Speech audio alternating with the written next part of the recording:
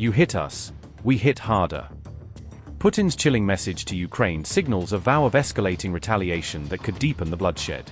1,395 dead in 24 hours as Russia's revenge campaign grinds on, turning whole districts into scenes of mass devastation overnight. For Ukrainian strongholds and 54 buildings captured in Krasny Liman, as frontline maps are redrawn under relentless Russian pressure. Meanwhile, Ukrainian strikes killed 42 Russians, including children, in a brutal week that hardens resolve on both sides. 327 Russian civilians hit in 1 week as Putin prepares a merciless response, raising fears of an even wider humanitarian crisis. Moscow claims Ukrainian attacks killed 42 civilians, including 2 children, over the past week, a figure Russian officials say underscores the conflict's human cost. Those casualty claims were voiced by Russian diplomat Rodion Miroshnik and have not been independently verified by third-party monitors. Russia also says 327 civilians were killed or wounded by Ukrainian shelling in the last week, a tally Moscow uses to justify stepped-up responses. Miroshnik asserted that 72% of civilian casualties were caused by Ukrainian drone attacks, highlighting the growing role of unmanned systems in the fighting. Belgorod, Voronezh, Donetsk, Zaporizhzhia, and Kherson were singled out by Moscow as the hardest-hit regions, reporting the worst civilian tolls, officials said. Amid these claims, Russia announced the capture of Malinovka in Donetsk and Lesnoy and Rovnoy in Zaporizhzhia, portraying territorial gains amid the violence.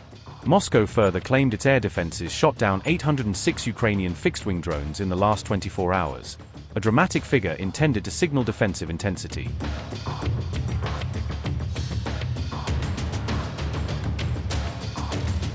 Russian strikes targeted Ukrainian energy infrastructure over the past day, the Kremlin says, aiming to cripple power supplies and sow wider disruption. Russia's Battlegroup West says it captured 4 strongholds and 54 buildings near Krasny Liman, claiming fresh territorial gains on the front line. Moscow says Ukraine lost 30 troops in fighting around Krasny Liman over the past 24 hours, a toll officials say shows the battle's intensity. Battlegroup South claimed capture of 30 buildings in Kostiantynivka, Donetsk, as Russian forces pushed deeper into contested neighborhoods. Russia's foreign ministry said 90 Ukrainian troops were killed in battles around Kostiantynivka, a stark figure it used to justify the offensive.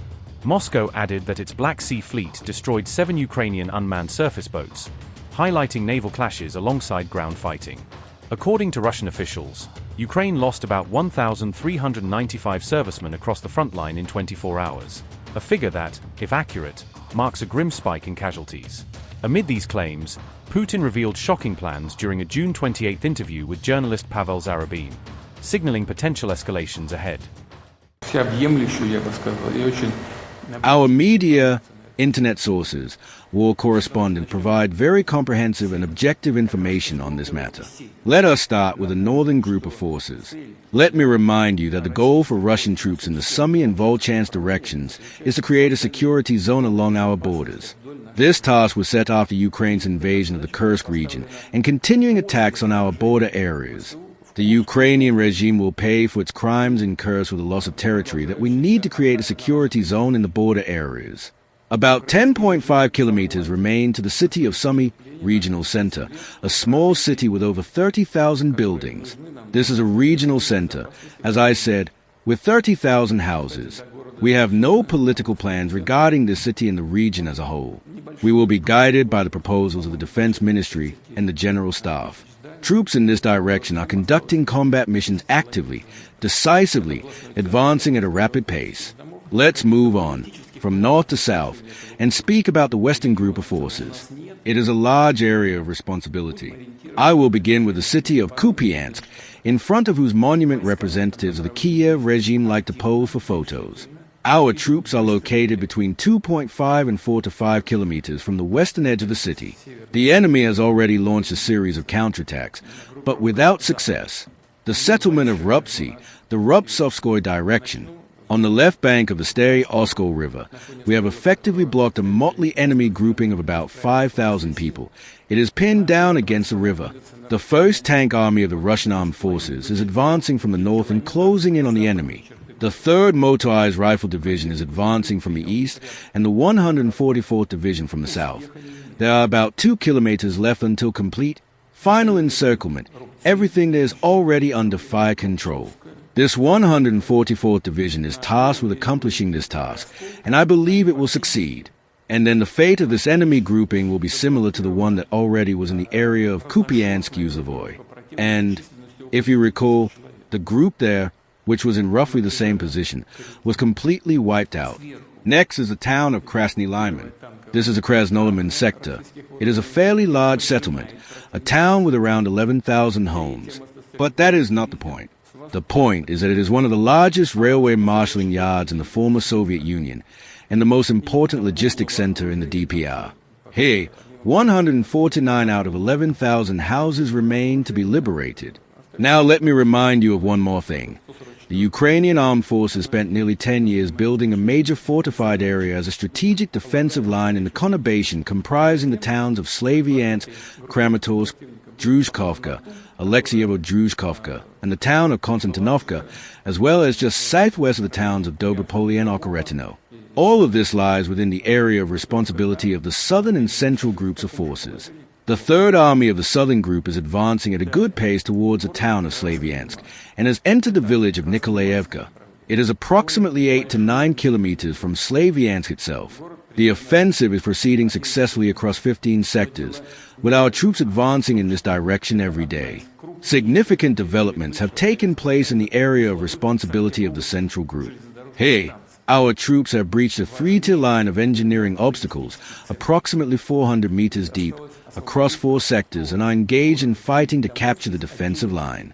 Very significant developments have also taken place on the Dobropolye front. On the Dobropolye front, our troops have breached a well-prepared 3-row line of engineering obstacles previously considered impregnable and have entered the village of Anovka, which neighbors Dobropolye. They have also advanced directly towards the town of Dobropolye from the north. Outside Dobropolye, and I would like to draw your attention to this, the Ukrainian armed forces have no pre-prepared defensive lines. They are now trying to hastily establish local strongpoints, whilst the distance from Dobropolye to the state border is 35 kilometers. We can now turn our attention back to the combat operations of the Southern Group of Forces, which is fighting to liberate one of the most important strongholds on the Ukrainian Armed Forces strategic defensive line, in the town of Konstantinovka. 96% of the town is now under Russian control. The 4th Brigade is mopping up the town, whilst the 6th Division of the Southern Group has already bypassed Konstantinovka and reached Alexeyevo-Druzhkovka, entered the town, taken Tukhachevsky Street, and is moving on.